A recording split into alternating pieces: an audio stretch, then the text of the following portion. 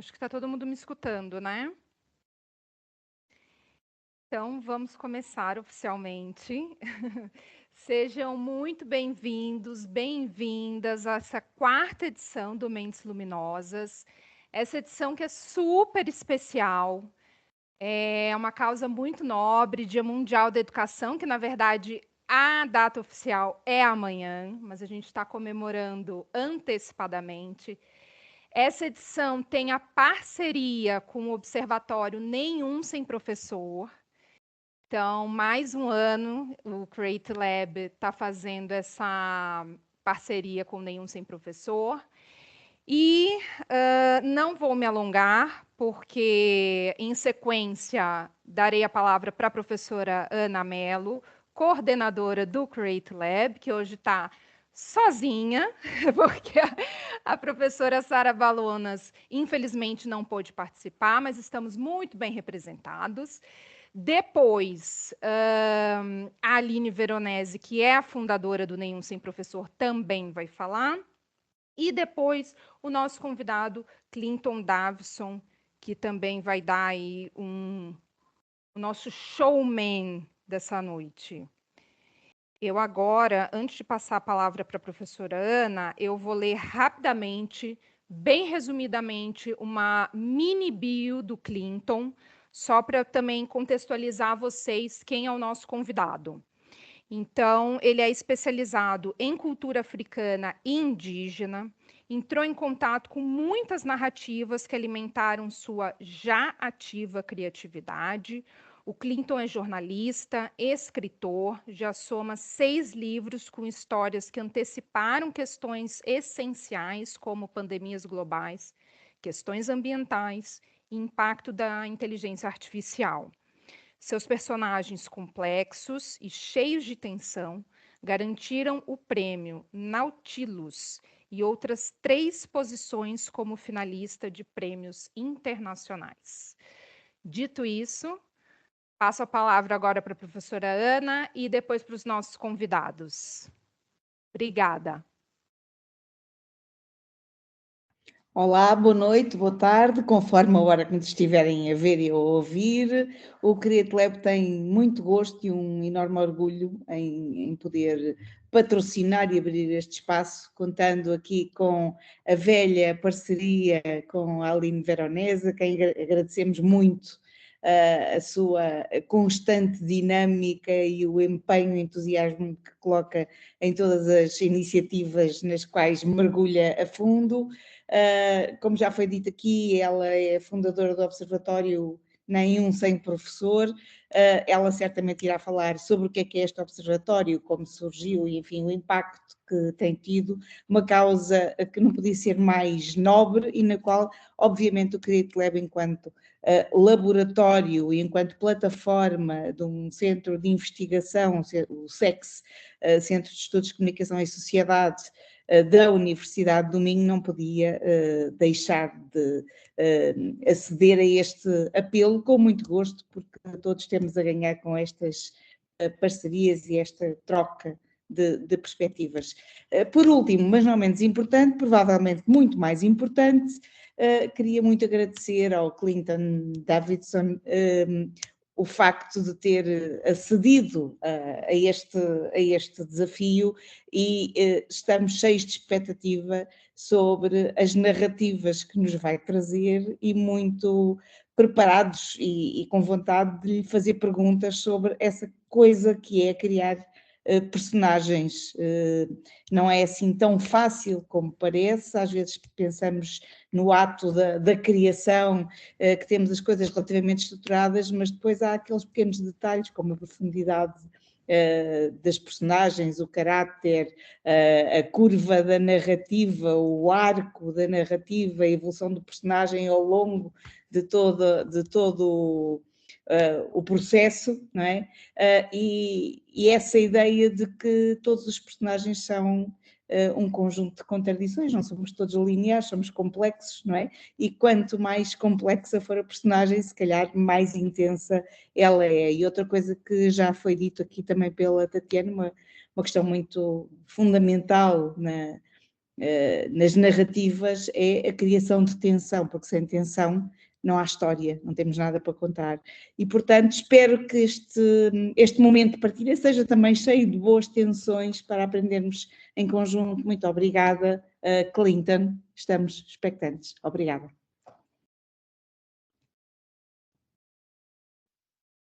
Bom, eu quero agradecer a todos que estão aqui e os que vão ver depois. Meu nome é Aline Veronese, como antecipou a Tatiana e a professora Ana Mello. Eu sou doutoranda em Ciências da Comunicação na Universidade do Minho, onde está o CreatiLab. Quando eu cheguei em Portugal, eu me deparei com uma situação de uma futura crise docente. Estava começando a veicular nos mídias que os professores iam se reformar e que haveria uma crise docente. Então, me perguntei, como comunicadora, como jornalista, qual poderia ser a minha contribuição em ciências da comunicação como parte da solução do problema. Porque os mídias já noticiam que falta professor, eles já dão conta de anunciar os problemas. Então, como a comunicação poderia ser parte dessa solução? Eu vinha de uma experiência da Fundação Roberto Marinho, o braço social da Rede Globo, em contatar parceiros, uma outra mobilização que era contra a evasão escolar, depois do Covid foi muito grave, trazer os jovens para a escola era uma missão importante. Então, eu vim de uma comunicação estratégica entre instituições por essa causa da evasão escolar. E aí eu resolvi fazer do meu doutoramento um movimento de comunicação estratégica em prol da educação em Portugal. Eu acho que a maior parte das pessoas que estão aqui já sabe que vive numa bolha, porque os algoritmos só te entregam aquilo que você tem interesse prévio ou aquilo que dá dinheiro para a plataforma. Então, por exemplo, se um professor, a educação, quando é que a educação vai conseguir alcance nas plataformas? Quando um professor é performático, ou seja, o indivíduo tem que fazer hora extra, produzir conteúdo extra para pôr na rede social para ele conseguir algum alcance. Então, o professor faz uma tripla jornada agora. Além de preparar a aula e dar aula, ele performa para ele conseguir algum alcance nessas redes sociais. Senão, ele não alcança. Ou se pagar ou patrocinar aquele post.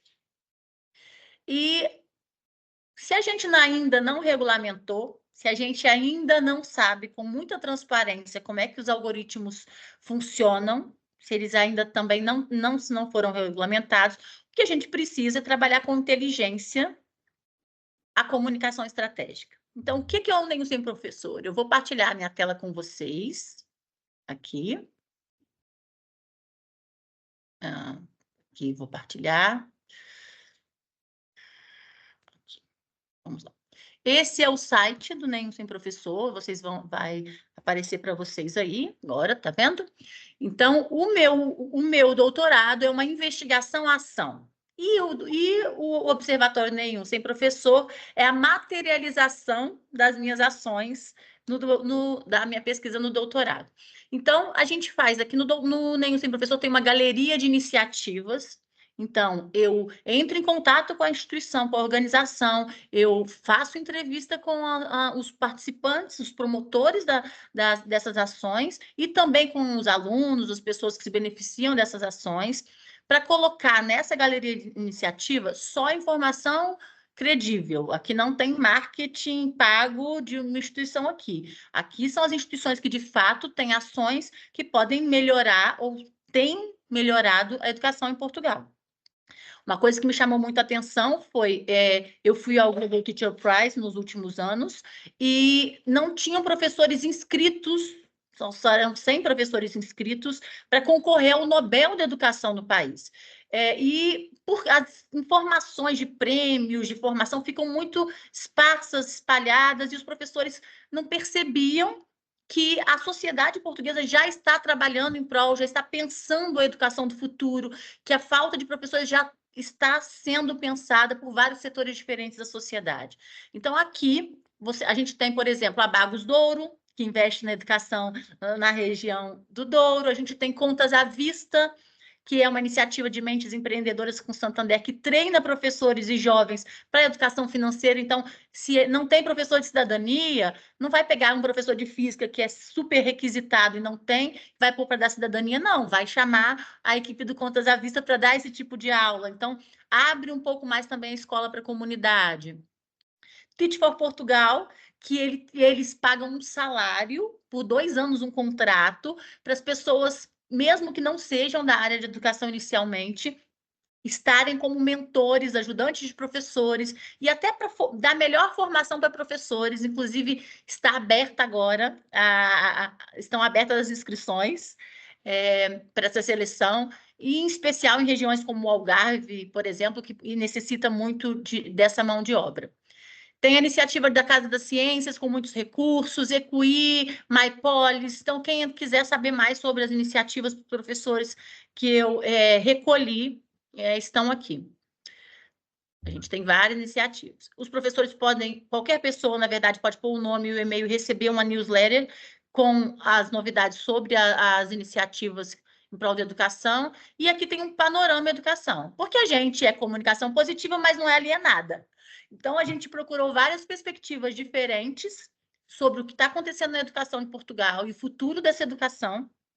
Inclusive, na sexta-feira, nessa semana agora, eu estive em Lisboa com a Fundação Santander, discutindo educação até 2050, com o Movimento Horizontes da Educação. E aqui, então, eu tive essa conversa sobre o futuro da educação com vários atores da sociedade portuguesa, diferentes, para a gente entender o que está passando pelo futuro da educação.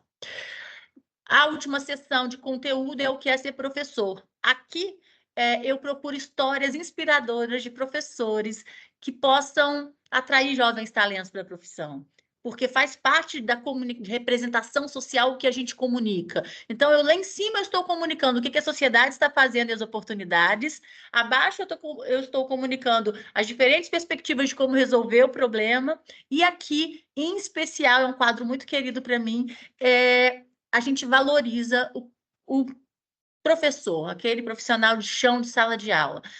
Na edição agora desse mês, uma professora reformada, de cabelo vermelho, risada gostosa, que saiu de Braga e foi trabalhar nos Açores, dar aula para o ensino, para primária, e que me inspirou muito a gostar da minha profissão como ela gosta da dela, né? Ela reformou e hoje ela apoia professores em educação especial. Enfim, por que eu contei isso tudo para vocês? Porque esse site foi lançado para reunir em comunicações que valorizam a docência e a educação. Amanhã é o Dia Mundial da Educação, dia 24 de janeiro, e eu vou fazer um convite para vocês aqui.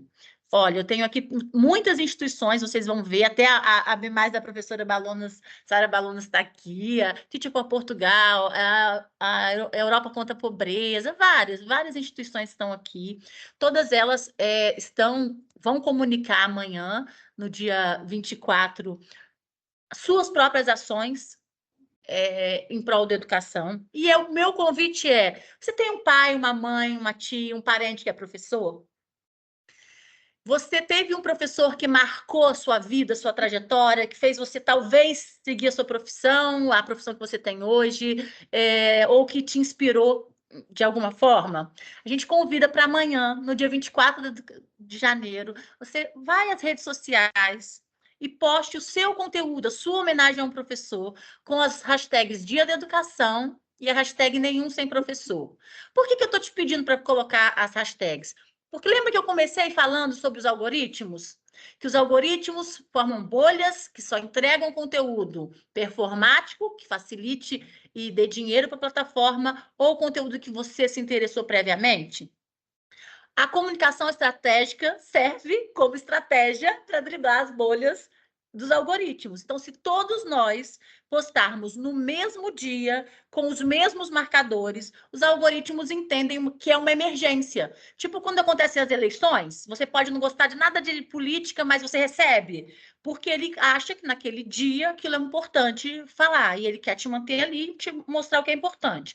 Então, se todo mundo postar com os mesmos marcadores no mesmo dia, a gente consegue aumentar a entrega desse conteúdo de valorização dos professores. É um dia no ano, mas é uma comunicação estratégica, e eu convido vocês, com todo carinho, a participarem. É por isso, é por conta desse esquenta para o Dia Mundial da Educação que esse evento aqui foi planejado, e cada instituição também vai fazer o seu evento para amanhã. Então, o Clinton respondeu esse convite. Muito obrigada, Clinton. O CreatiLab é nosso parceiro desde a primeira edição. Muito obrigada também. E eu conto com todos vocês. Passando agora a palavra para o Clinton. Muito obrigada.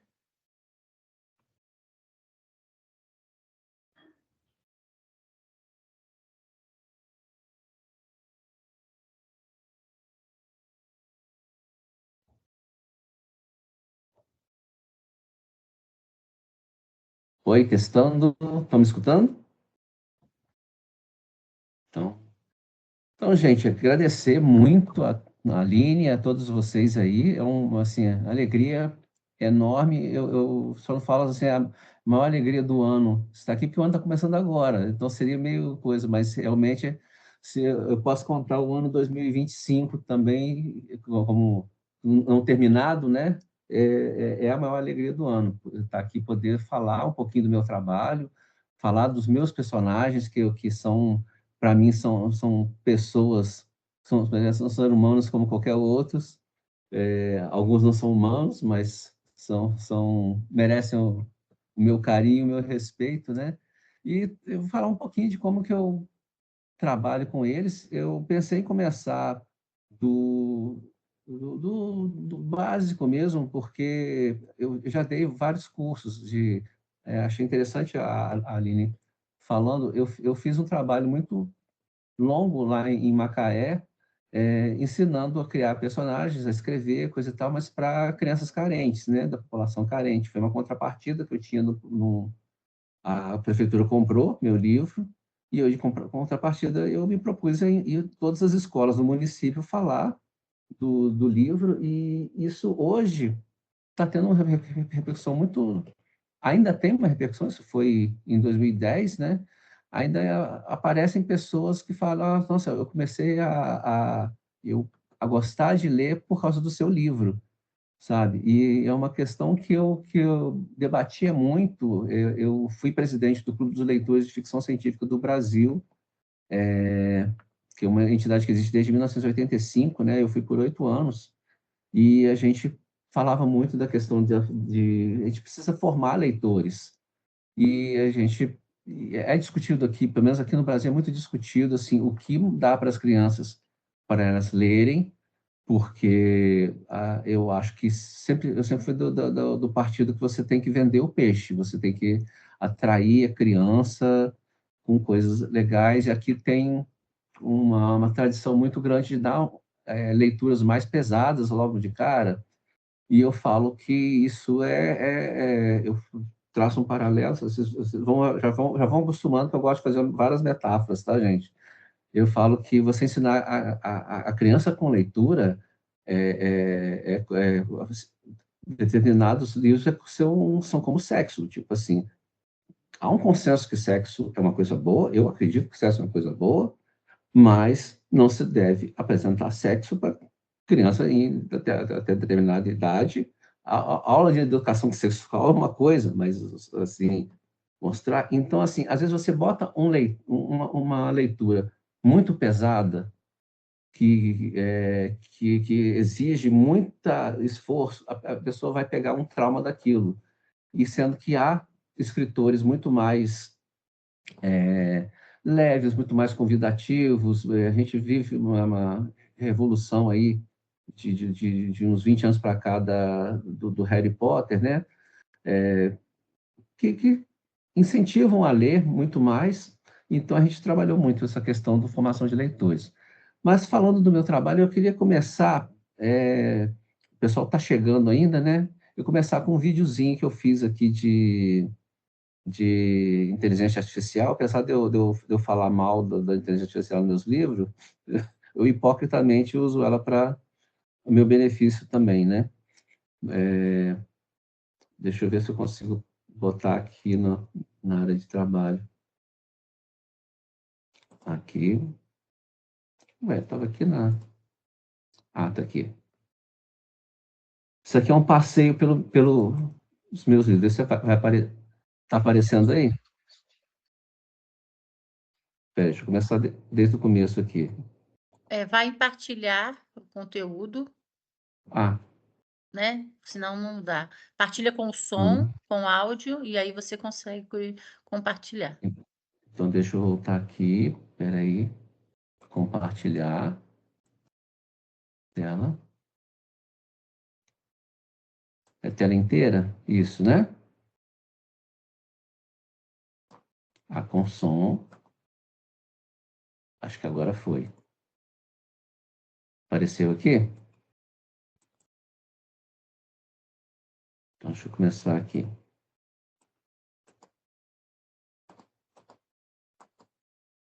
Opa!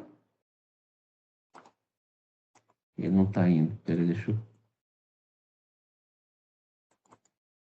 E aí, galera, eu sou Clinton Davidson Fialho e sou escritor. Querem conhecer alguns amigos meus que eu criei?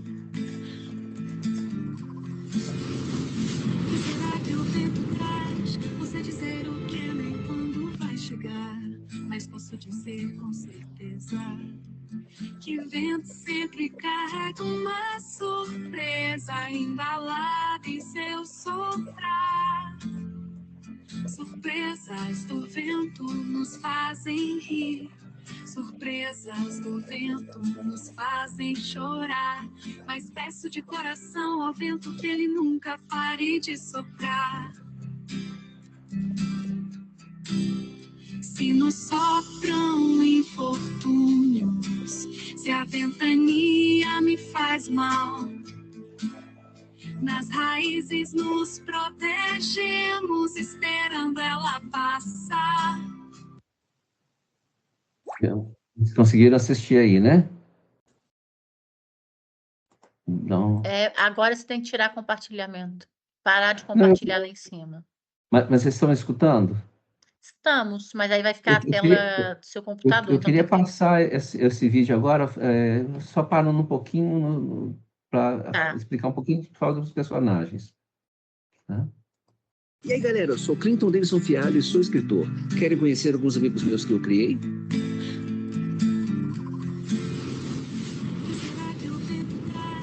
Você dizer o que nem quando vai chegar, mas posso dizer com certeza. Esse foi o primeiro livro que eu lancei. Chama Fáfia. Eu chamava A Copa do Mundo de 2022, foi lançado em 1999. A Copa do Mundo de 2022 estava muito longe, né? Hoje eu botei, ele está lançado como título Fáfia, Jogador do Futuro, para não causar confusão, né? Depois eu vou falar com mais calma de cada um deles. Que o vento sempre carrega uma surpresa embalada. É o segundo livro, é o que fez mais sucesso até agora, né? O recordista de venda, que é o Hegemonia, o Herdeiro de Basten, é o Ron Schollen, é o personagem principal. Seu soprar, surpresas do... Esse é o segundo aí, que é o que está dando mais repercussão agora, que é o Baluartes, Terra Sombria. Esses são os três personagens centrais, a Jaciara, que é uma indígena, apesar de não parecer muito indígena aí, mas é por causa da IA, né, tá? O Akin, que é um príncipe africano, e o Luiz Vaz, que é um português. O vento nos fazem rir, surpresas do vento.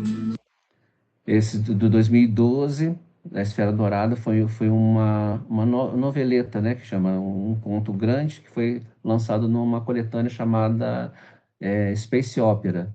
Esse é o Capitão Lobby John e esse é a Lilith. Também vou falar deles mais tarde. Nos fazem chorar, mas peço de coração ao vento que ele nunca passa. Esse é o último livro que eu Gente, lancei ano passado, em agosto do ano Clinton, passado. é só. Oi, Peraí, gente, é só porque as pessoas estão dizendo que não estão vendo. não estão vendo? É, Oh, E agora? Na Será que da verdade, primeira vez assim, tem apareceu? gente que tá vendo, na verdade, sim, tem gente que tá vendo, tem gente que não tá vendo. Aí eu não sei o Olha só, que que pode estar acontecendo. é porque às vezes a tela está dividida com todos os participantes ali, aí as pessoas estão na segunda ou na terceira página, e ele está compartilhando na tela inicial, né? Então, É, tá para todo mundo ver. As pessoas têm que passar. é. Bom, Por exemplo, a minha pular parece-me só branco. vamos pular para o PowerPoint, então, até por causa do tempo, né? Que eu vou voltar a falar de cada personagem desse também depois, né? O importante é o PowerPoint aparece aí para vocês. Esse aqui é o importante. Peraí. Tá aparecendo aí? Isso, tá ótimo. Então, aparece sim o PowerPoint, fica à vontade. Beleza. Então, eu botei aqui o título, né? Criação de personagens para ficção, como escrever com profundidade sobre pessoas e seres imaginários, né? Vamos tornar esses seres imaginários vivos, né? Apresentação, já me apresentaram, mas deixa eu dar uma, para quem está chegando, né? Eu sou Clinton Deison Fialho, Fialho é um sobrenome em português, tá? Só para frisar essa questão aí. A minha família está aqui veio quase como Cabral, mas ainda é uma família portuguesa. Eu sou jornalista, pós-graduação de cultura africana e indígena, fiz mestrado em novas tecnologias de comunicação, doutorado eu estou fazendo doutorado em duas coisas ao mesmo tempo, em comunicação e criação literária, literatura. Eu comecei a criar personagens com 5 anos de idade, eu vou explicar isso para vocês, parece esquisito, mas é verdade, vocês vão entender. Eu não parei mais, eu tenho 6 livros publicados, né, no meio impresso, sendo 2 livros de contos, né, e são 4 romances. E aí, vamos começar, como diz um amigo meu, vamos começar do princípio, vamos começar do começo por uma questão de princípios, né? Tem 2 tipos de narrativa, eu quero começar bem pelo básico, para depois mostrar a maneira que eu faço, tá, gente? A narrativa tem várias formas de serem contadas, mas tem 2 aqui que eu gostaria de destacar. É como se tivessem 2 caminhos, né? Uma, a história leva o personagem. O outro, o personagem leva a história. Então, tem um exemplo que eu posso citar assim, de personagem que a história leva o personagem. O Star Wars é um exemplo que eu vou citar muito aqui. Os personagens são arquétipos, eles estão ali para executar uma função na história. Eles estão sempre em função da história. É como se eu vi um exemplo uma vez, assim, o personagem está perto de uma porta. A história depende do personagem atravessar a porta para a história continuar. O personagem vai atravessar a porta na mesma hora. Mas tem histórias que são estudos de personagens, que elas são baseadas nos personagens. Os personagens é que levam a história.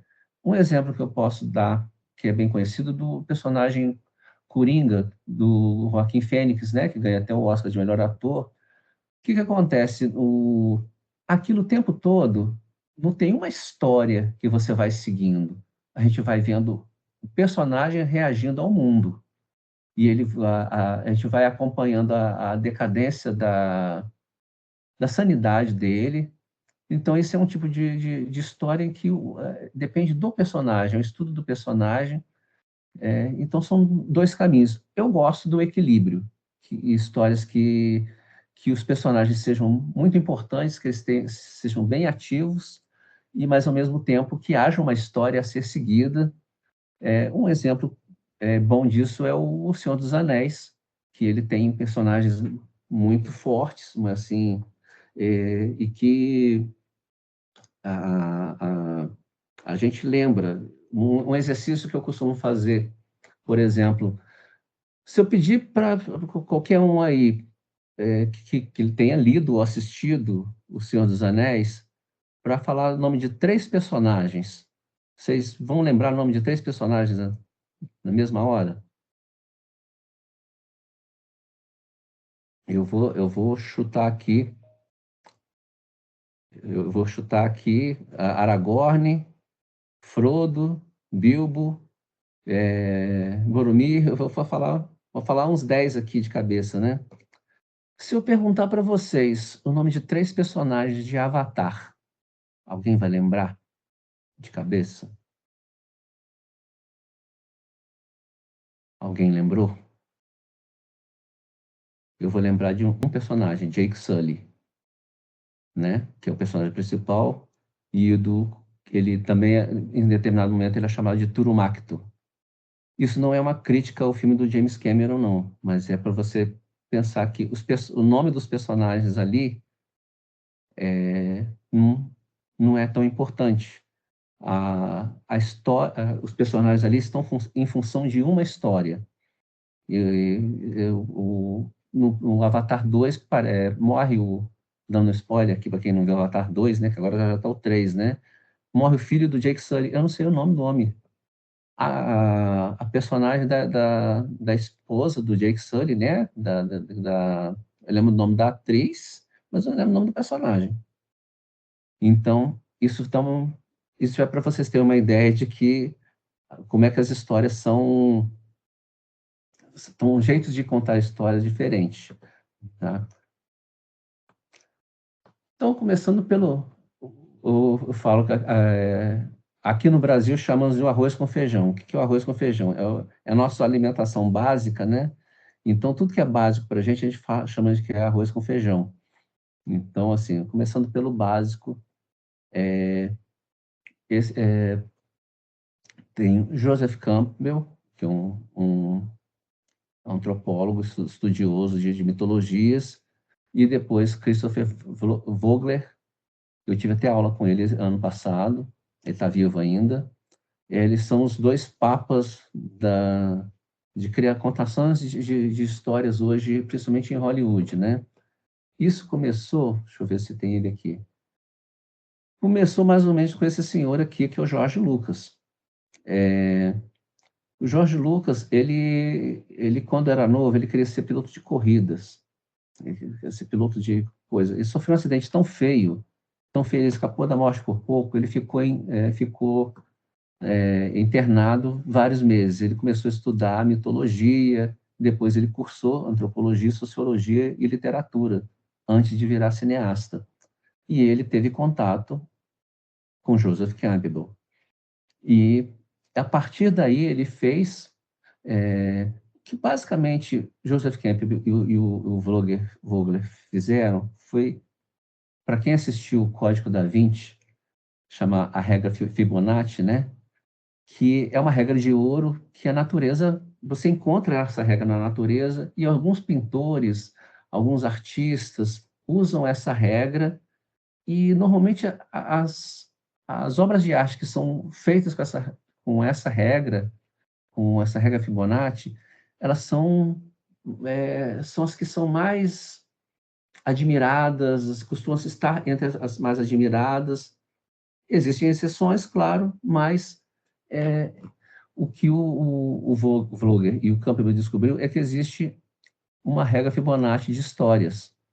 E eles começaram a pegar histórias desde o início dos tempos, de que parte do pressuposto que nos homens das cavernas, eles, depois das caçadas, eles sentavam do lado da fogueira, começavam a contar as histórias deles.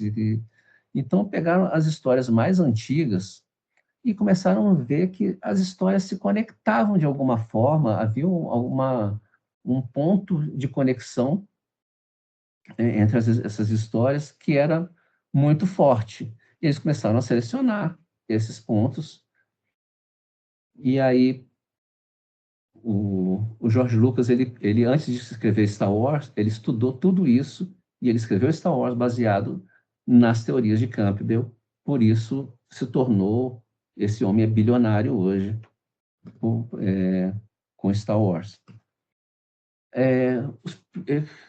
Pegou os arquétipos, né? Isso aqui são os primeiros heróis que a gente tem notícia aí. Provavelmente existem heróis, histórias mais antigas, mas esses aqui são talvez os mais famosos, né? O Gilgamesh, o Odisseu. Ano que vem vai ter o filme Odisseia, né? Do Christopher Nolan. Então, tá toda uma expectativa de como é que vai ser esse filme, porque Odisseia é uma das histórias mais antigas que a gente tem, e ela segue um pouco essa questão da história, da jornada do herói. Aliás, a Odisseia é uma jornada de um herói, né, tentando voltar para casa. Niame é um deus africano dos mais antigos, e eu gosto tanto da cultura africana, que depois eu estou de casaco, mas eu tenho uma tatuagem desse símbolozinho que está aí, do Niame. O Ra é o deus egípcio, mas o Egito fica na África também. Então, a África é o berço de todas a humanidade, né? A maioria das histórias começa de lá, né? E chegamos aqui o primeiro que reuniu todos os arquétipos ali. Ele está um herói quase pronto, assim, tanto que teve filmes dele recente e não precisou de adaptar muita coisa. O Hércules, ele é de 600 anos antes de Cristo. O que era o Hércules? Filho de Zeus, criado pelos... Ele foi mandado para a Terra, mas foi criado por pais que não eram os pais, digamos, biológicos dele, né? Foi criado por outros pais na Terra. Depois ele descobre que é filho de Zeus, né? Ele teve um mestre, Quiron, o centauro, que ensinou ele. Tem um filme da Disney, né, que ele resume isso muito bem. Eles não precisaram fazer muitas adaptações, a história é essa mesmo. Teve 12 trabalhos, presta atenção nesse número, 12 trabalhos, provações que ele teve que superar. Teve aliados, tem os amigos do Hércules, coisa e tal. Hércules morre no final e ressuscita como um deus, tá? Esse é um dos mais antigos, 600 anos antes de Cristo, né? Esse aqui é o herói mais famoso de todos. Talvez seja a criação literária mais famosa inventada pelo ser humano, independente de... Não estou entrando no mérito de religiosidade aqui, tá, gente? Eu botei a imagem, a imagem mais antiga que encontraram dele foi do século IV.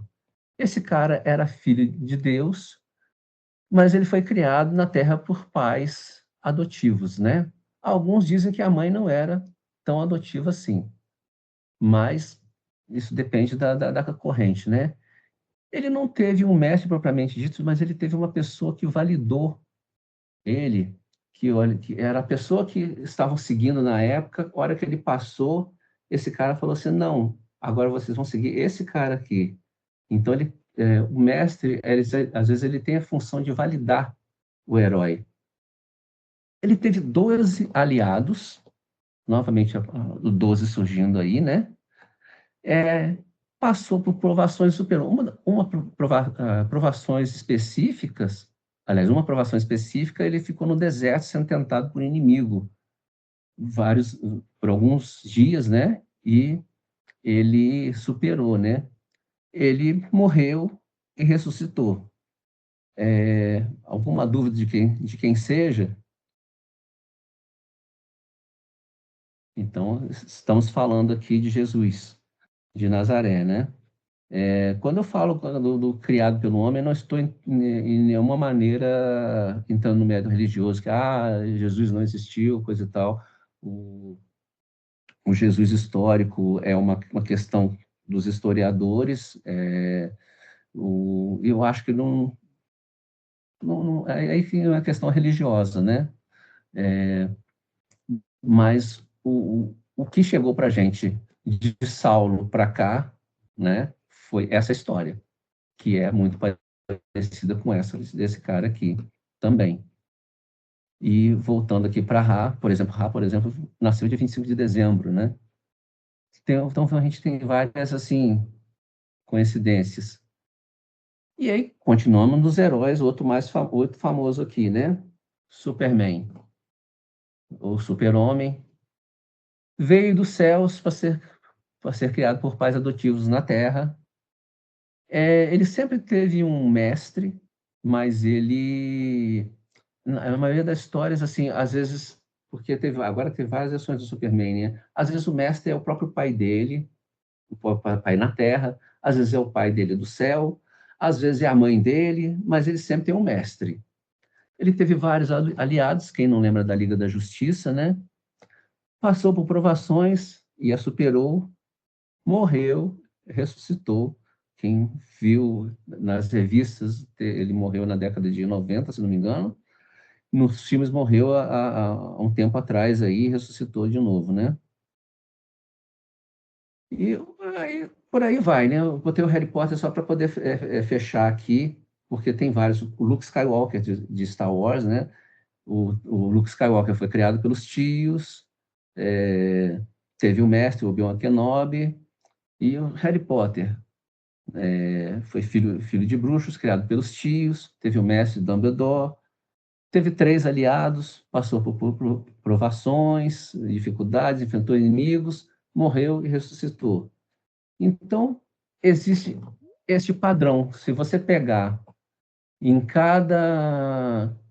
se cada um daqui citar os 10 livros preferidos, ou os 10 filmes preferidos, a chance desses 10, 6 ou 7 usarem essa fórmula, eu diria que é de 99%. Entendeu? Então, isso é a fórmula que eles chamam da jornada do herói, que é os arquétipos que eles usam, coisa e tal.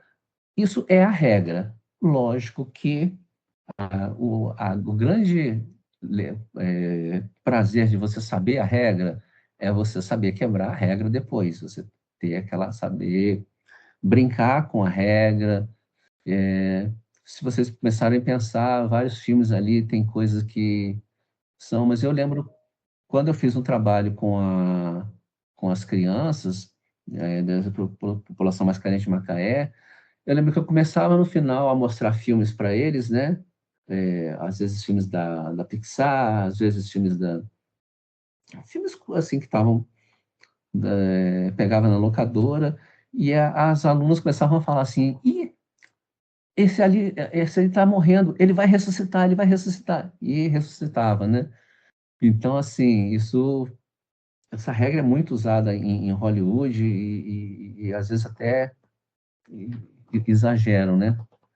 Agora eu vou falar do meu jeito, que, claro que eu também, de vez em quando, tento usar, eu uso até a regra, algumas coisas do Campbell. Eu tenho o livro do Campbell, eu tenho o livro do Vogler, fiz aula com o Vogler, assim. Então, assim, eu consulto às vezes para ver se eu não estou extrapolando muito, se não vai ficar esquisito. Dá para usar como norte, mas você não pode fazer isso, pelo menos na minha opinião, eu acho que fazer ficar tudo igual, eu não acho legal. Então, vou contar. Aí que vem onde que eu comecei a fazer. Tudo começou. Deixa eu ver se ele está longe aqui. Eu não consegui tirar uma foto muito nítida dele, mas tudo começou com o Playmobil. Eu falei que eu comecei a escrever com 5 anos, né? Eu ganhei esse Playmobil, está aqui comigo. Eu estou com 54, eu devo ter ganhado ele há 49 anos atrás. Ele ainda está aí. Achei ele recentemente, né? Eu brincava de Playmobil com meu irmão. Eu sou 3 anos mais velho que ele. Então, se eu tinha 5, ele tinha 2. Aos 7 anos... e esse aqui, eu chamava ele de Buck Roger, porque tinha uma série chamada Buck Roger. Olha só, que ele é igualzinho. A série Buck Roger passada na televisão.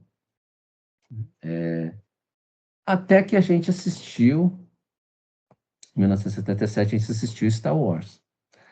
Então a gente começou a brincar de Star Wars, pegou os Playmobils, e vamos lá, peguei o Playmobil lourinho, E ele assim, vai ser o Luke. Quem vai ser o Luke? Eu, meu irmão. Eu sou o irmão mais velho. Na época eu tinha 7 anos, ele tinha 4. Eu era mais alto que ele, hoje ele era muito mais alto que eu. Na época eu mandava, né? Quem vai ser o Luke? Eu, claro. Claro que eu vou ser o Luke. Como não? Então, o Luke o bonequinho do Luke era meu, coisa e tal. Mas tem o Han Solo, que é o melhor amigo do Luke. Quem vai ser o Han Solo? Meu irmão tinha 4 anos, não vai saber fazer o Han Solo. Vai estragar o Han Solo, não vai ser, não, vou ser o Han Solo também. Então, vou ser o Luke e o Han Solo. Aí, meu irmão já ficou meio bravo, né? Foi assim, então você é Darth Vader. O vilão? Como assim? Vai ser o vilão da série? Do vilão do filme? Você não vai saber fazer o vilão do filme. Então, eu também vou ser o Darth Vader. O que você vai ser? A Princesa Leia não queria ser. Então, o que eu pensei, assim? Tive uma brilhante ideia. Tem aqueles bonequinhos, né, do Toy Story, né? Eu tinha esses bonequinhos de borracha lá, de coisa e tal. Dei um bonequinho de borracha para ele. E eu lembro que tinha um filme de guerra que o soldado vira e fala assim: Ah, eu sou sobrinho do tio Sam. E lembrem que eu tinha 7 anos, tá, gente? Aí eu falei assim: Ah, esse aqui é o Sam, você vai ser o Sam. E aí deu o Sam para o meu irmão brincar. Então, quando chegam na Estrela da Morte lá, está o Han Solo, o Luke, o Obi-Wan Kenobi e o Sam. Estava lá junto na história também. E aí, meu irmão queria ter mais personagem, né? E eu adorava a história da Ilha do Tesouro, né? Do Robert Louis Stevenson. E tinha um personagem chamado Long John Silver, que é esse pirata que está aí. E aí eu gostava, falei assim, você vai ser o Lobby John. Eu não sabia nem falar o nome do personagem. Em vez de falar Long John, vai ser Lobby John Taylor. Então eu fiz esse personagem aqui para o meu irmão. Então, quem invadiu a Estrela da Morte foi o Luke, o Han Solo, o Sam e o Lobby John. E por aí foi, né? Continuamos comprando Playmobil. E aí meu irmão reclamou. Pô, por que só tem personagem novo para mim? Não tem personagem. Faz um personagem para você também.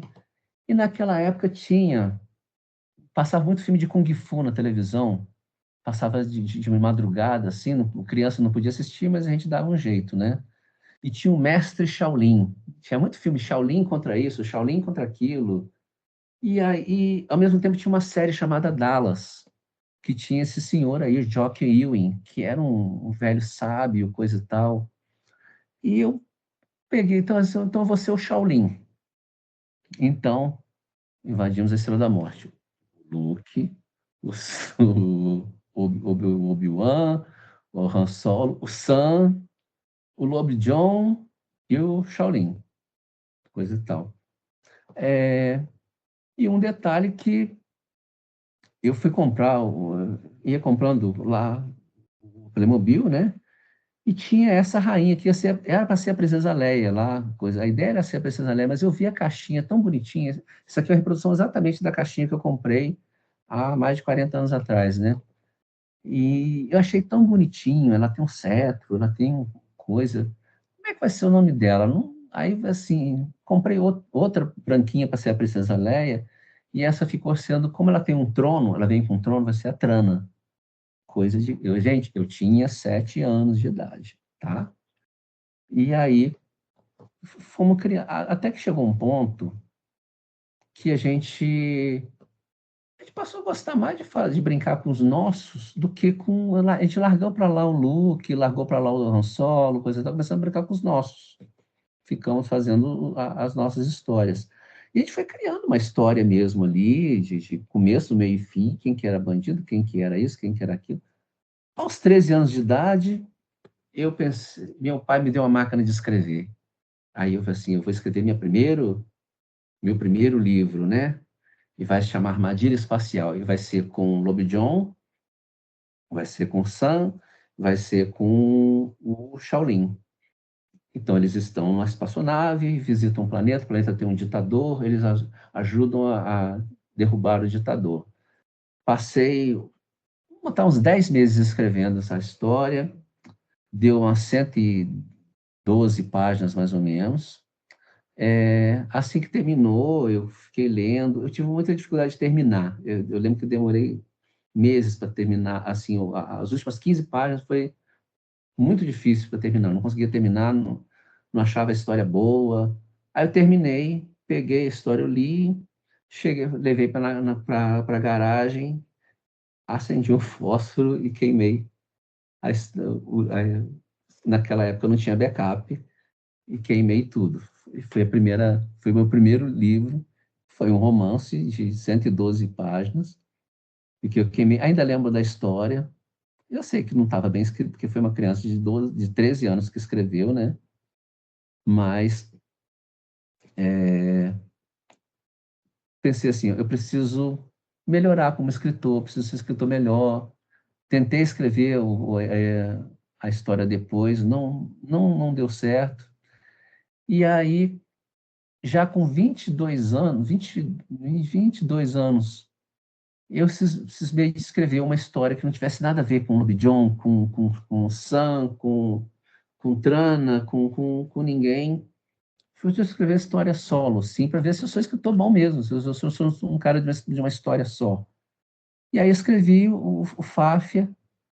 Na época, eu era fanático, ainda sou fanático de futebol, mas como todo brasileiro, a gente vive num ambiente onde o futebol está muito presente na vida da gente. É difícil você encontrar um brasileiro que não tenha um parente que não seja jogador de futebol profissional. Eu tenho um tio e um primo que jogaram profissionalmente. Eu cheguei a passar numa que eles chamam de peneira, né, na seleção, para jogar num time chamado Vasco da Gama. Eu sou flamenguista, eu torço para o Flamengo, mas eu passei pelo Vasco da Gama. Tem uma rivalidade, né? Às vezes eu brinco assim, o Vasco da Gama é um time tão ruim que até eu joguei nele, né? E usei todo esse ambiente de futebol, de coisa para poder criar esses personagens. Depois, ver se der tempo, eu vou passar um 13 que eu fiz do coisa.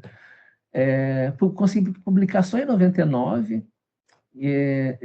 É muito difícil na ficção científica, as pessoas não gostam de fazer de filmes que sejam para pouco tempo, porque é muito fácil você fazer um filme que vai se passar daqui a 300 anos, você não vai estar lá para ninguém te cobrar o que você preveu, né?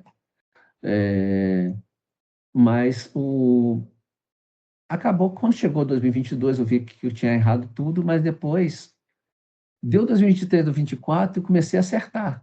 2025, então, porque ele prevê, entre outras coisas, que o presidente dos Estados Unidos ia tentar intervir na política brasileira. Foi uma coisa assim, bem estranha. Por acaso, o presidente dos Estados Unidos tinha cabelo laranja. Eu nem conhecia Trump na vida, nem sabia quando escrevi. Eu tinha visto ele, para mim, era o cara que aparece num pedaço Não Esqueceram de Mim, no filme, né? Tem várias coisas assim de corrupção no futebol brasileiro que estouraram depois, que estão no livro. Então, assim, eu me senti, em 2022 não, mas em 2024, 2025, eu me senti o Nostradamus sair metido. Gente, eu previ o futuro. Inteligência artificial, acidentes em estádios, coisa e tal, corrupção no futebol. Mas, assim, é um livro também arroz com feijão, um livro bem básico ali. Eu reescrevi em 2020, para poder lançar em 2022, não para poder consertar as coisas, eu não consertei nada, não tentei fingir que eu previ nada, não, mas para algumas coisas que ficaram meio ruins, assim, mal escritas, e eu dei uma melhorada, né? Aí eu estava pronto. E o Fáfia, eu estava falando do personagem, como eu me esperei para fazer o Fáfia. Tem vários jogadores de futebol na época, né? mas estava muito em voga o Renato Gaúcho, que era um cara, ele era um jogador muito bom, mas era um cara que falava muita coisa, falava besteira, era polêmico, queria ser galã de novela, aí era criticado por isso. O Renato Gaúcho me inspirou muito a figura do Fáfia, e o nome Fáfia veio eu estava estudando para vestibular na época, estava tomando o nome do ginseng brasileiro, o nome científico é Fifáfia paniculata. Eu pensei, Fáfia parece um nome italiano, né? E então eu botei o nome do meu personagem, do remédio que eu estava tomando, tá? Fáfia. E aí estava pronto, né? Então comecei, escrevi na faculdade, 3 meses escrevi um conto que ganhou um prêmio Nautilus da revista Sci-Fi News. Foi meu primeiro prêmio, sim.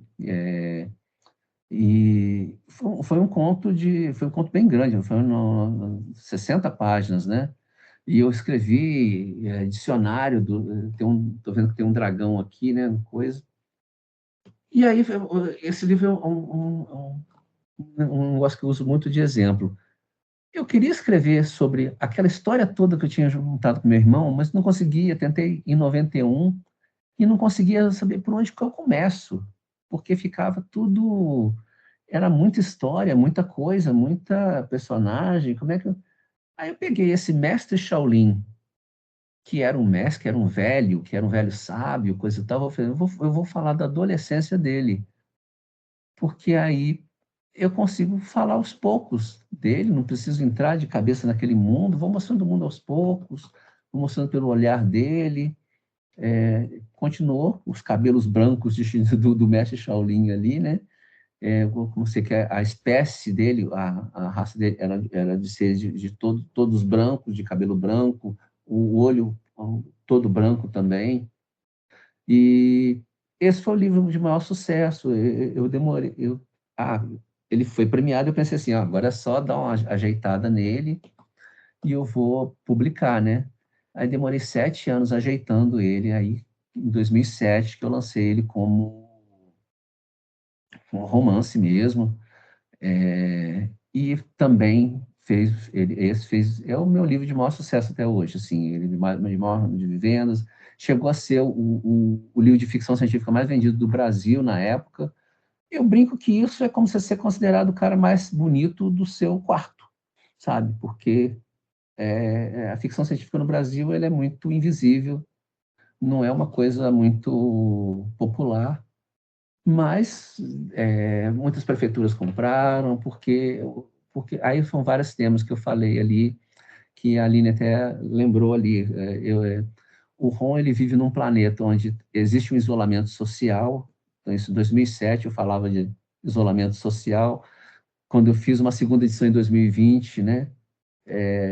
Aí vendeu bem de novo porque falava de isolamento social.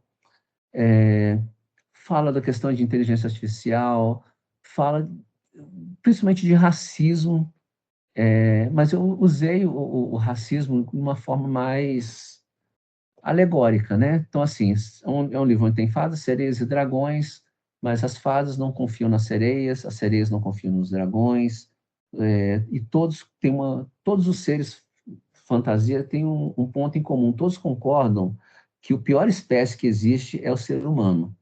E o ser humano faz por onde ser ali. Então, é um livro que fala de muitas coisas. Chegou a ter uma feira de ciências numa biblioteca, numa escola, só sobre o livro, e juntou temas como disciplinas como educação artística, história, geografia, português. Eu usei a canções de amigo, né? Tem uma hora que uma personagem canta uma música. Eu gosto de brincar muito com música.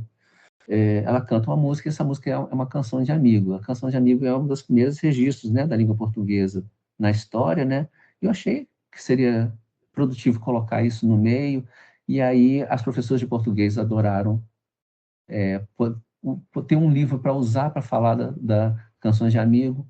criei o dicionário dos dragões. Os dragões falam uma língua específica, e isso isso mostra da história, porque ninguém entende o que eles estão falando, isso dá uma guerra, não sabem onde eles querem chegar.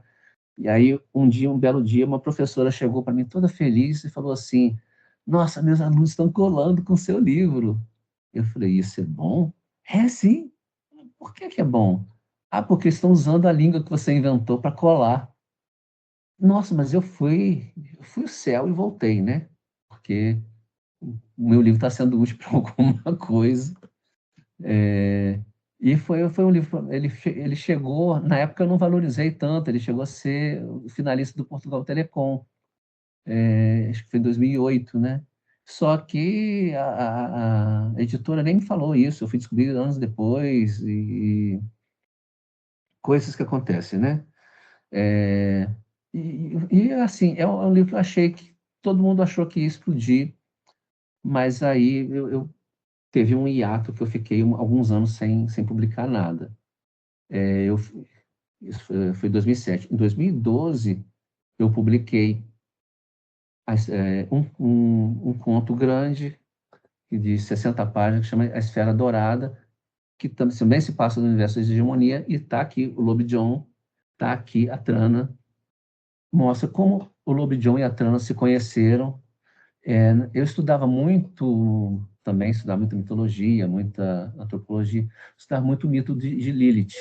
Então, botei o nome dela de Lilith Trana, né? E ela é a rainha da hegemonia, mas eu mostro como eles se conheceram, como nessa história ela ainda não é a rainha da hegemonia. Ela se passa antes do Herdeiro de Basten, né? No Herdeiro de Basten é um diário. Tem que explicar isso. É legal também, que o pessoal gostou.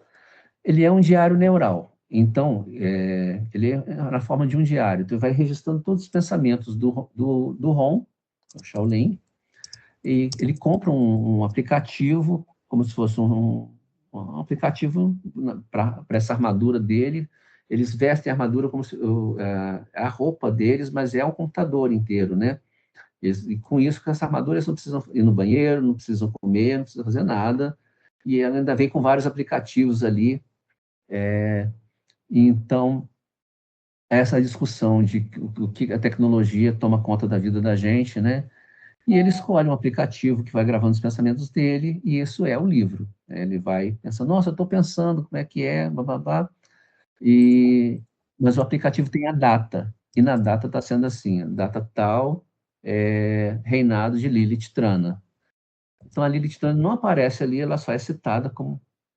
muita gente não sabe o que é Lilith Trana, e depois aparece aqui o início dela como rainha da hegemonia. Depois tem um hiato de anos e anos para voltar para a hegemonia. Eu comecei a escrever em 2008 a continuação, mas eu só fiz terminar Velanda ano passado, foi 18 anos. Mas por falta de tempo mesmo, tempo é dinheiro, a gente tem que dedicar. Escrita para mim é uma coisa assim que é sangue, suor e lágrimas, assim. Eu termino de escrever um capítulo, eu estou exausto, estou assim, chorando, estou acabado. E esse livro se passa antes do Herdeiro de Basten. Então, se alguém for ler, lê esse primeiro para depois ler o Herdeiro de Basten, tá? E ocorre antes dos eventos, do ponto de vista dos Gelfos. Quem são os Gelfos? E aí que entra a minha linda personagem aqui. Eu queria fazer é aquele negócio, né? Tem os Hobbits no Senhor dos Anéis, tem os Ewoks no Star Wars, tem os ursinhos Gummy. Eu queria fazer meus personagens fofinhos, de alguma forma, né? E eu fiz isso no Herdeiro de Basten, os Elfos, e eles fizeram... Muita gente comentava dos Elfos. Nossa, os Elfos são muito legais. Os Elfos, isso e que lá. Faz um boneco de um Elfo para vender, sabe? Coisa e tal. E eu resolvi fazer um livro sobre o ponto de vista dos Elfos. Então, um livro sobre a Jun Velanda, como foi criada a personagem Jun Velanda. Ela tem muito de mim. Como eu sou neurodivergente, eu tenho Eu sou autista, eu tenho TDAH, eu tenho superdotação e outras habilidades. Eu fui descobrir isso ano passado, né? Mas a Jun sempre foi uma pessoa que era discriminada por causa de ser diferente, não do formato, assim, todos os seres da vila dela são iguais a ela ali, mas ela toma acidentalmente uma poção de uma raça de fadas que deixa ela mais inteligente do que as outras pessoas e mais culta que as outras pessoas. E aí eu fiz um paralelo com o que é a neurodivergência, principalmente o autismo, que a gente tem uma sensibilidade maior, às vezes, no meu caso, a gente tem uma superdotação, e isso acaba sendo um entrave, muito mais um entrave para a maioria das pessoas do que um superpoder, sabe? É um superpoder em determinados momentos, de eu conseguir lembrar, por exemplo, assim, por exemplo, eu lembro claramente da minha mãe trocando a minha fralda quando eu era criança, assim, eu tenho essa memória que funciona, mas ela não funciona para tudo que eu quero. A sensibilidade, às vezes, atrapalha muitas coisas, assim, até, às vezes, um cansaço que isso traz, isso para no ambiente de trabalho, nem sempre isso é bem-vindo, assim, tipo assim, por que esse cara está cansado toda hora? Porque esse cara pensa fora da curva toda hora.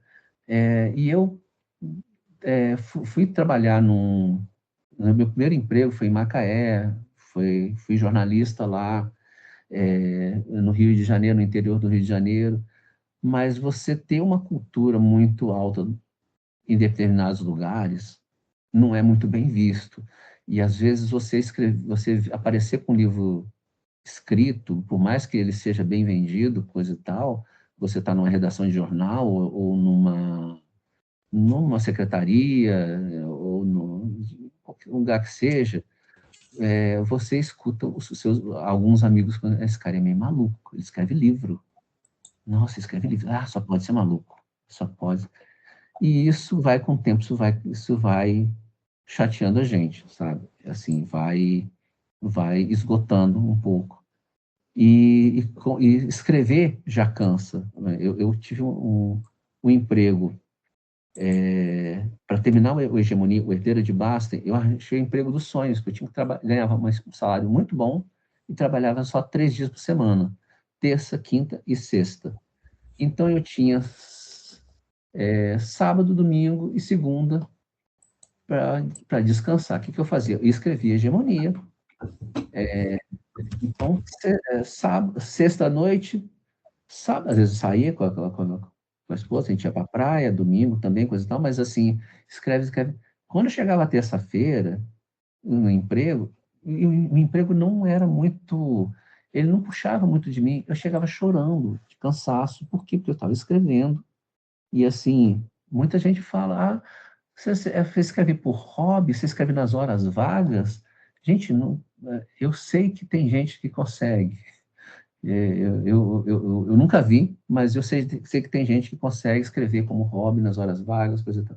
Gente, escrever para mim é dor, é sangue, é sofrimento, sabe? Eu tenho que, ainda mais que eu me especializei nessa coisa de criação de mundo, então eu tenho que saber que cada pedra que está ali naquele cenário, tem que conhecer aquele cenário todo direitinho, tem que conhecer o personagem todo direitinho, como aquele personagem reagiria, e isso cobra um preço muito caro.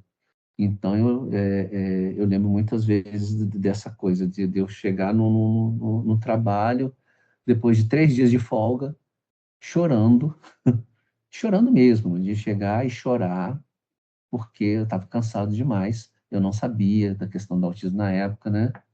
Mas faz parte, né? E nesse mesmo tempo teve o Baluartes. Eu falei do Jorge Lucas. O Jorge Lucas tem o Star Wars, que já ficou milionário com aquilo, né? Mas ele tem o Indiana Jones, né? Que ele fez com o Spielberg, que deu um monte de filme ruim do Harrison Ford recentemente, mas que na década de 80 deu 3 filmes muito bons. E na década de 90 ele fez até uma série de TV que não fez muito sucesso, nem nos Estados Unidos, nem no Brasil, não sei como foi em Portugal, mas foi o Jovem Indiana Jones, que era uma história que, como o Indiana Jones ele viveu no início do século XX, ele interagia com outras figuras históricas. Ele botou na série, ele contando com Freud, ele com 10 anos conversando com Freud, conheceu Lawrence da Arábia, depois aparece ele com 18 anos, ele conheceu a Mata Hari, ele participa da Primeira Guerra Mundial, conheceu Pancho Villa. E eu achei uma barata, gente, essa série ensina história, que é uma coisa que eu adoro, e consegue contar uma boa história também, consegue divertir, consegue embarcar. E aí eu pensei em fazer, eu quero fazer isso também, mas quanto vai ser? Então eu pensei na data do Brasil Colônia, 1780, século XVIII, porque tinha muito caso de pirata, que eu adoro pirata, adoro coisa ali, pode ver que eles estão vestidos mais ou menos ali de pirata, né? Trouxe do folclore brasileiro, que era uma coisa que eu queria há muito tempo, porque eu cresci escutando histórias do folclore brasileiro com histórias de terror. E no Brasil ficou muito, por causa do Monteiro Lobato, as histórias de folclore brasileiro ficou muito história infantil. O Saci é amiguinho do Pedrinho, do Sítio Capão Amarelo. A Cuca é um monstrinho de espuma de borracha. Sendo que a Cuca é portuguesa, né? Um bicho-papum de Portugal, a Coca, né? Então, Curupira, Defensor das Matas. Não, eu queria história de terror, de coisa, mas que ao mesmo tempo também contasse, explicasse história, que encontrasse personagens históricos, né? Então, e aí eu tive que criar meus personagens, né? Vou começar pelo começo. Primeiro logo de cara foi Luiz Monteiro, que ele é um personagem português. Eu queria que os 3 personagens principais fossem as 3 etnias que formassem o Brasil: português, indígena e africano. O Luiz Vaz Monteiro, Luiz Vaz, porque eu sou fã do Luiz Vaz de Camões. Monteiro é o sobrenome da mãe dos meus filhos e, consequentemente, dos meus filhos. Eu quis fazer uma homenagem. Não é um sobrenome tão português assim, é mais espanhol, né? Mas me seduziu também porque um amigo meu argentino, ele me explicou que Romeu e Julieta tem Montecchios e Capuletos, né? E na Espanha, eles não falam Montecchios, eles falam Monteiro. Então, eu vi uma relação do meu personagem com o Romeu, né? Eu quis fazer essa homenagem. Ele foi muito inspirado num filme que eu vi quando era novo, o Jovem Sherlock Holmes, né?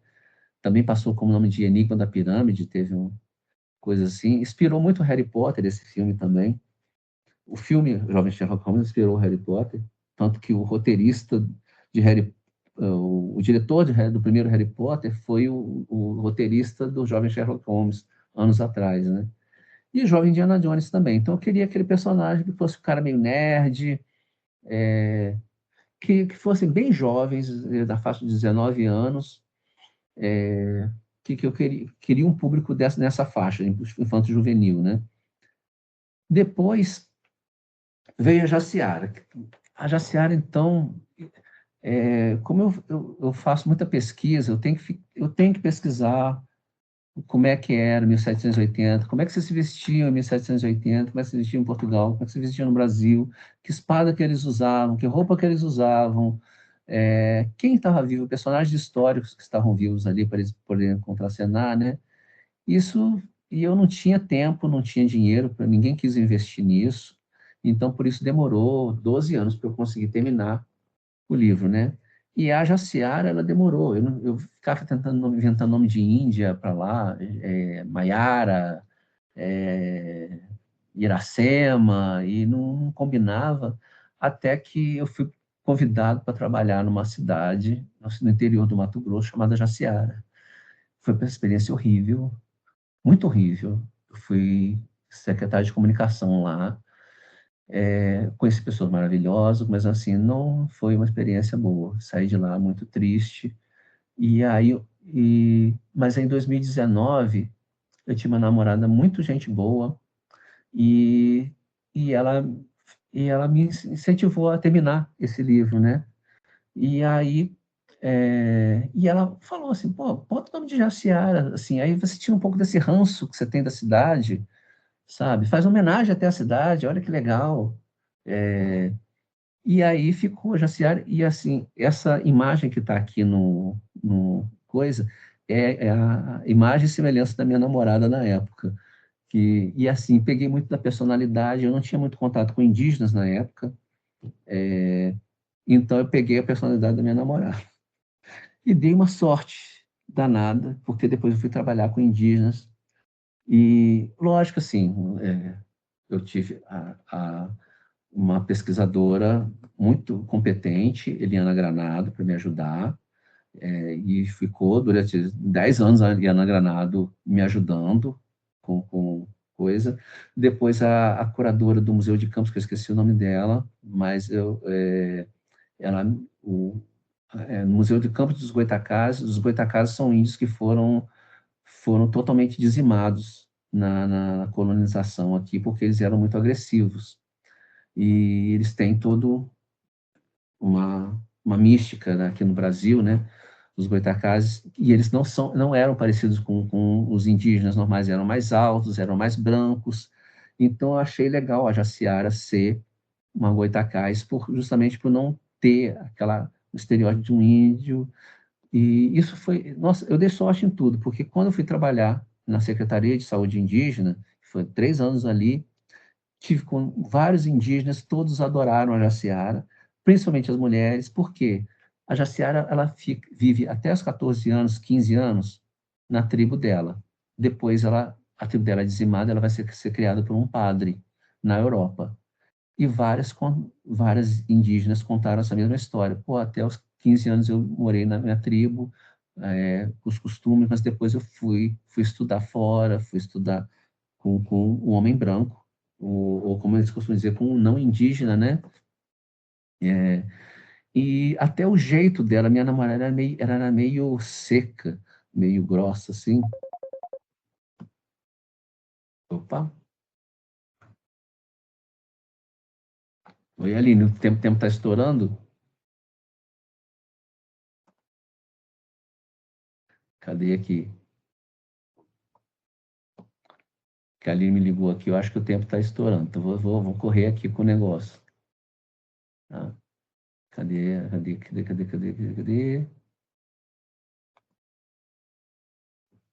Ou caiu, peraí, deixa eu ver aqui. Ah, vocês estão aí ainda, né?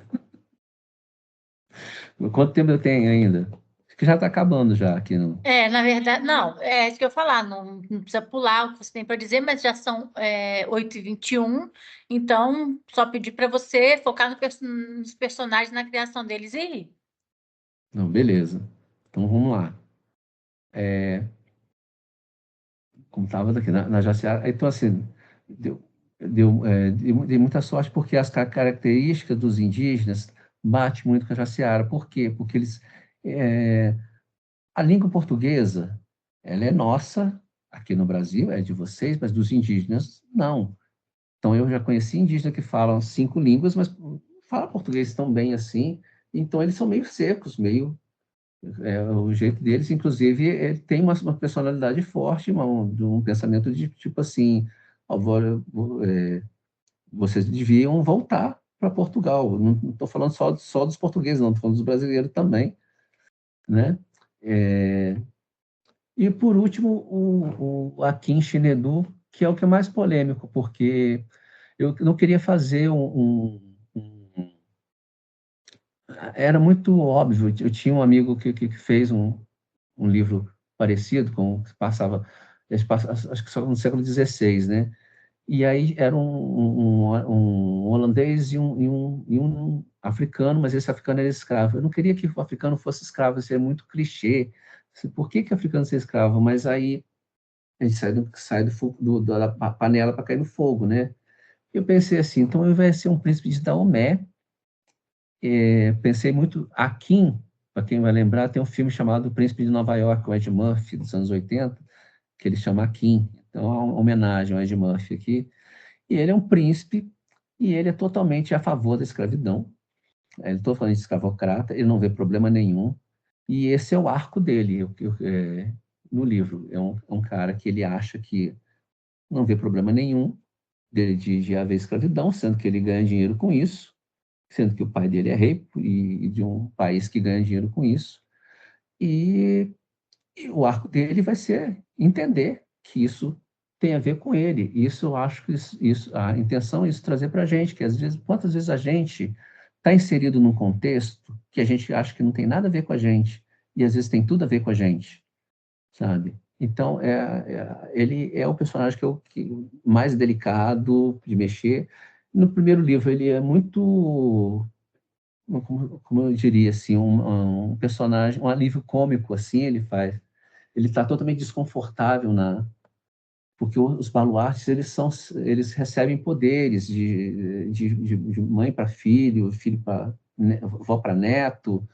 Ele recebe o poder, ele preferia ser príncipe na África sossegado, não queria caçar fantasma, queria caçar curupira. Mas ele vai tendo um crescimento pessoal e ele chega a ser, assim, no próximo livro, que vai se passar em Juiz de Fora, ele vai ter um papel muito interessante. E os personagens secundários, eu fiz a primeira história se passando no Brasil, já com Cuca, Curupira, coisa e tal, e tem o Tiradentes, que é um personagem no Brasil muito conhecido, porque tem um feriado de Tiradentes aqui, ele morreu enforcado, tem até depois vou mostrar um vídeo, se der tempo aqui, que ele fala que está assistindo com a corda no Clinton, é pescoço. que a reunião tem um limite de tempo e daqui uns minutinhos vai acabar. Então, o que eu posso fazer é abrir de novo a sala se for o caso, mas acho que não vai dar para pôr o vídeo, não. Tá. E tá, só para encerrar também, a primeira aventura que eu escrevi quando comecei a escrever o livro, se passava na Europa, e por isso que demorou tanto para lançar, porque eu queria. Eu falo que o livro é sobre folclore brasileiro e ele se passa 90% na Europa, não estava dando liga, né? Mas eu fiz uma pesquisa danada, fiz o Mozart, assim, será que o Mozart estava vivo nessa época? Com quantos anos o Mozart estava nessa época? E aí fui pesquisar, a história se passa entre Turim e Gênova, né? Começa em Pavia, na Universidade de Pavia, vai para Turim e depois vai para Gênova. E assim, será que Mozart estaria naquela região, naquela época? Com quantos anos? Estaria com 24 anos. E depois a Mary Wollstonecraft, que é uma das precursoras do feminismo, ela é inglesa,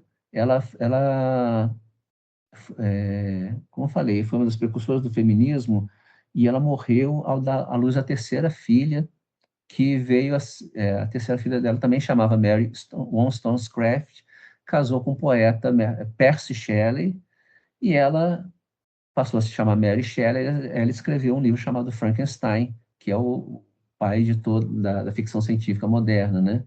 Então é um personagem histórico importante. Tem Napoleão, que ele tinha 12 anos na época. O Luiz Vaz, ele é o professor de xadrez do Napoleão. E é isso, gente. Deixa eu voltar aqui pro coisa. Me alonguei mais do que pretendia. Como é que faz para parar de compartilhar aqui? Opa! Só não estou escutando. Isso, conseguiu. Era só pôr um botãozinho aí para parar de compartilhar. Olha, eu acompanhei em algumas entrevistas o Clinton falando de como foi essa pesquisa, de quantos anos tinha Napoleão, quantos anos tinha o outro, onde estariam, para que tivesse um tom de verdade, esses personagens se reencontrando ali naquela história. Muito obrigada, Clinton. Eu vou colocar aqui no chat para as pessoas as hashtags do Nenhum Sem Professor e do Dia da Educação, se escreve como se escreve normalmente. Para quem convida o Clinton também a fazer sua postagem para o professor que te inspirou de alguma forma. Acho que conhecer a história de como o Clinton criou os personagens de 6 livros, muitas vezes de histórias pessoais, trajetórias pessoais, é muito mais do que uma teoria de criação de personagem, é uma experiência pessoal, né? A sua trajetória. Acho que se tem alunos aqui que têm esse desejo, essa vontade de criar personagens, pôde ver que, às vezes, os personagens parecem com pessoas que se conhecem, às vezes os personagens evocam grandes pesquisas históricas e de outros personagens, às vezes tem um pesquisador por trás do cara que está escrevendo, e é uma equipe, enfim, cada autor tem seu processo, esse foi o processo do Clinton, espero que tenha inspirado os alunos do CreateLab e o público que assistiu aqui a colocar no papel, a realizarem seus projetos. Então, da minha parte, eu agradeço, Clinton, o chamado que você atendeu para falar sobre sua trajetória para a gente. Convoco as pessoas a participarem do Nenhum Sem Professor do Dia da Educação. E volto a palavra para a Tatiana e para a professora Ana, se quiserem fazer algum encerramento. Gente, o meu é bem rápido por conta do tempo. Queria agradecer mais uma vez, Clinton, Aline, nossa parceira, mais um ano. Nenhum Sem Professor. Gente, compartilhem amanhã. Amanhã é o Dia Mundial da Educação. Uma causa justa, nobre, que todos nós temos que estar envolvidos. Eu vou colocar aqui no chat, porque me perguntaram de certificado. Eles fizeram inscrição por um formulário, então você tem o e-mail deles. Não estou te ouvindo. Oi, agora, de novo. Gente, quem me perguntou de certificado, no chat tá o link, clica lá, manda o e-mail, o nome, que a gente envia o certificado para vocês, tá? E agradecer mais uma vez, Clinton, Aline, Nenhum Ser Professor de Educação. E é isso. Eu não sei se a professora Ana caiu. Ixi, Você está mutada. Não, é que ela foi Agora. caindo várias vezes durante o processo e eu fui Acho que ela readmitindo, às cai. vezes cai, né? Exato, É. exato. Queria agradecer muito também a audiência, viu, gente? Muito, muito, muito Pergunta se alguém tem alguma obrigada. pergunta, né? Pode deixar. E aí agora é a hora da pergunta, se alguém tiver, pode ser no chat, pode abrir o microfone também.